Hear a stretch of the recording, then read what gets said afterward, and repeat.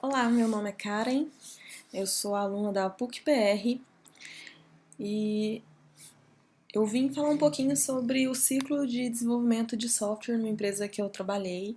Faz parte de um trabalho da matéria de gestão de projetos da PUC. Então, onde eu trabalhei nessa empresa, a gente utilizava Scrum. Eu prefiro falar de onde eu trabalhei, pois eu fui mais inserida de fato dentro do Scrum, porque eu trabalhei como Scrum Master por um tempo lá. Então vou explicar um pouquinho como é que funcionava. Primeiro, por que é que a gente escolheu o Scrum para seguir como um ciclo aí de desenvolvimento. A gente tem inúmeras vantagens. Algumas delas é a entrega contínua, né? Porque a gente faz em sprints, depois eu vou explicar um pouquinho o que é uma sprint, mas a gente tinha pequenos entregáveis em um determinado tempo. Com isso a gente tinha feedback, melhoria contínua, porque a gente também, a cada sprint, eu também vou contar um pouquinho mais, a gente analisa como é que foi para atender a melhorar a cada sprint. O processo de desenvolvimento é eficiente, né? Porque temos vários casos de sucesso que usam, empresas grandes que usam Scrum. E a responsabilidade coletiva, porque cada pessoa do time tem a sua responsabilidade e várias outras vantagens de se utilizar o Scrum. Essa imagem mostra um pouquinho de como é que a gente trabalha com o Scrum. A gente tem um backlog, né, do produto e a cada sprint, que geralmente lá a gente fazia a cada 10 dias, é a duração de uma sprint, a gente pega um pedacinho desse product backlog por ordem de prioridades, assim, é o PO geralmente quem estipula essas prioridades. Então a gente pega um pedacinho das atividades que tem assim para desenvolver e a gente quebra ela em pequenas atividades e coloca ela dentro da sprint. E a gente vai tendo alguns ritos que eu vou explicar mais para frente, assim, do Scrum.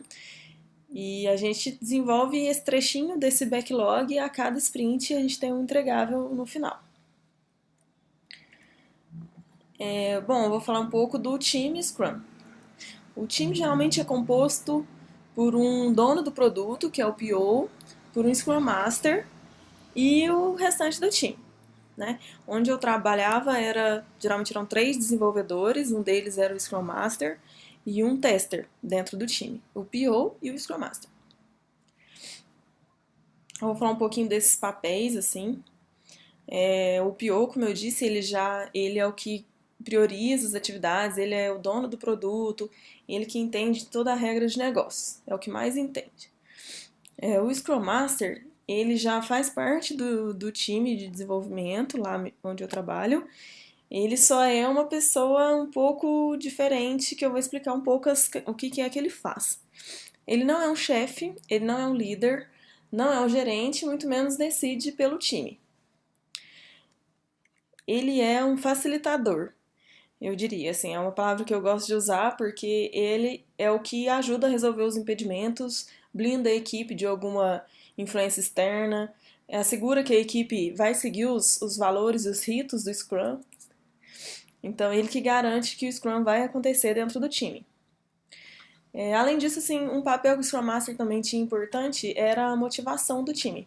Então, se ele via que o time estava assim, não entregando e tal, às vezes assim, era por causa da desmotivação e tudo mais. E o Scrum Master também tem a responsabilidade de olhar por isso. Então, eu vou explicar um pouco como funciona o desenvolvimento de fato.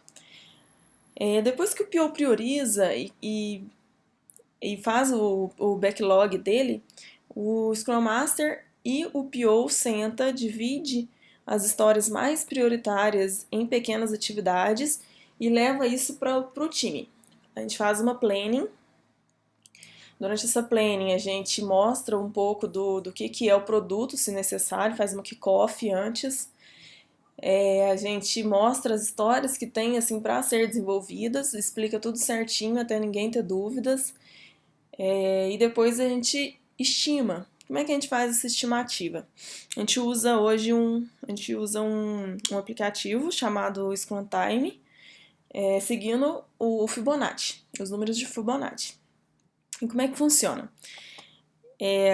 Para cada história, né? Uma história pode ser, sei lá, o usuário deseja se cadastrar na plataforma a fim de fazer login e pronto, vamos supor que essa é uma história. Então a gente vê o que seria tecnicamente, o que deve ser feito, o que é necessário para desenvolver, explica tudo certinho, o time já fica todo mundo inteirado do que é para fazer e a gente vai e estima o esforço dessa história.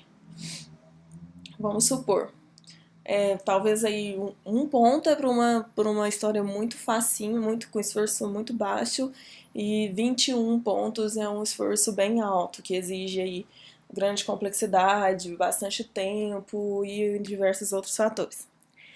Então o time se reúne, cada um mostra uma cartinha dentre esses números de Fibonacci e a gente tenta convergir para um número.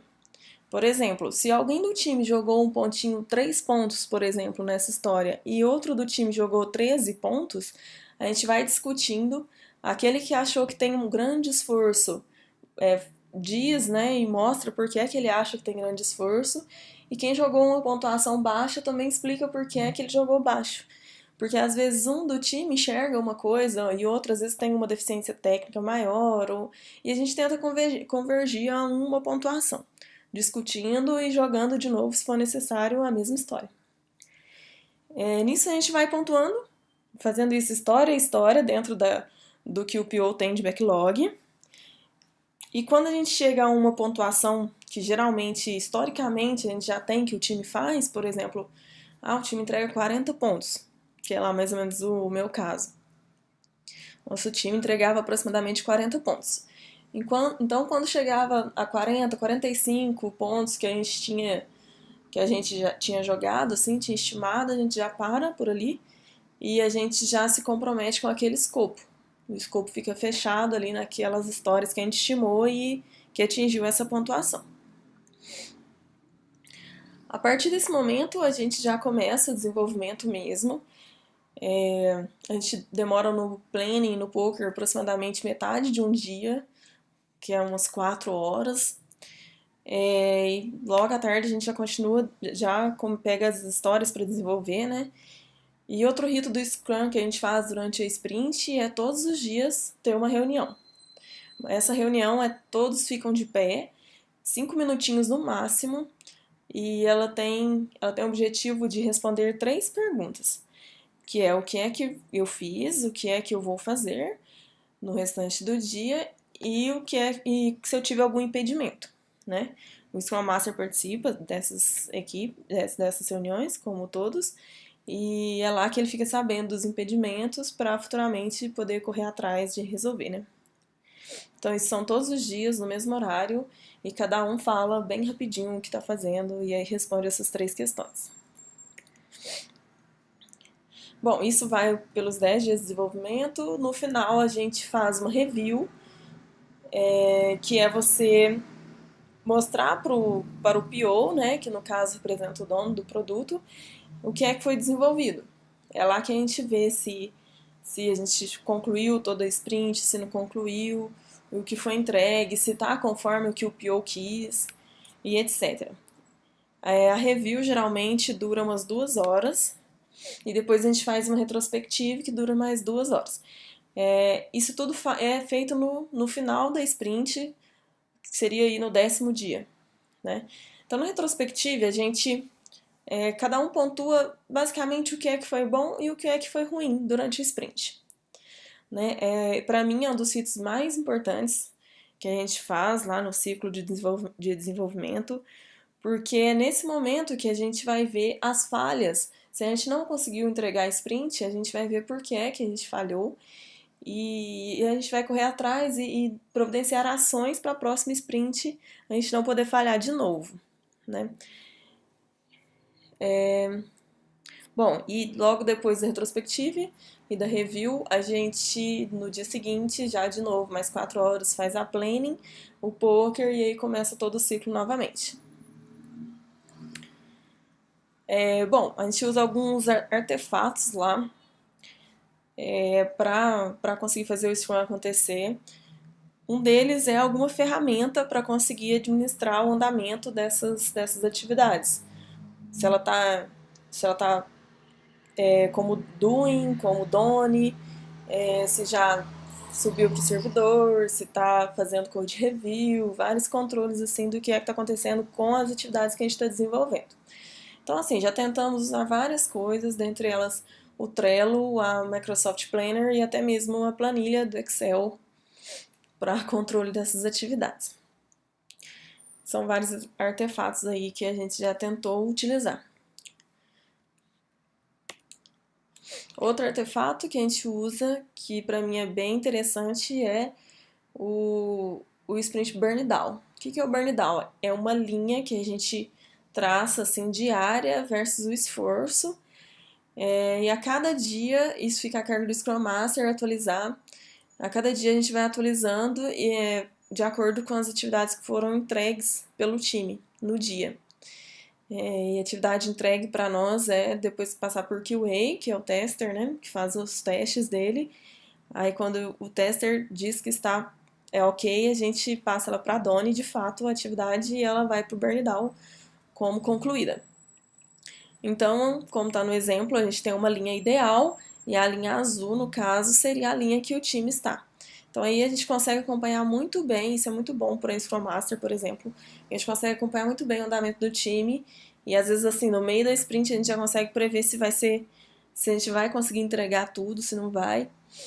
Nesse caso desse exemplo, conseguiu entregar tudo ali, porque o ideal é convergir para o mesmo ponto, tanto a linha azul quanto a linha ideal, que é a vermelha. A gente usa outros artefatos, como o Kanban mesmo, né, com post-its num quadro, e pode ser usado em inúmeros outros artefatos. Bom, esse é o ciclo de desenvolvimento nessa empresa na qual eu vim trabalhando aí por um bom tempo, e é isso, até mais!